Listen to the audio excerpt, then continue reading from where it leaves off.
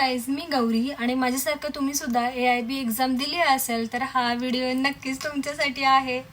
Oh my God, काय experience होता तो, काय एक्सपिरियन्स होता, इतका डिप्रेसिंग इतका डिप्रेसिंग आणि एवढा स्कॅरी एक्सपिरियन्स होता. ज्यांनी कोणी AIB दिली आहे त्यांना नक्की समजत असेल मी काय बोलते. नक्की माझा सेट आला होता B आणि विचित्र होता खूप जास्त सेट. तो ते एक्झामच विचित्र गेलं आहे मला पूर्ण.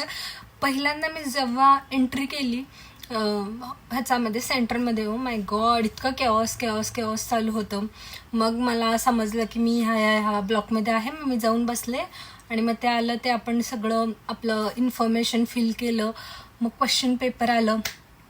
क्वेश्चन पेपर आल्यावरच मी ओपन केलं आणि बघितलं, ओ माय गॉड, हे काय आहे नक्की. मला असं झालं, मला असं वाटलं की आपण कोणत्या तरी ज्युडिशरीचं कोणतं एक्झाम देत आहोत का UPSC लेवलचं कोणतं एक्झाम देत आहोत, मला असं वाटलं.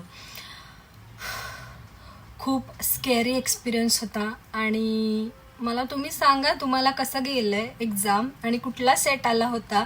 आणि इतके दिवस मी व्हिडिओ बनवले नाही कॉज मी जेन्युअनली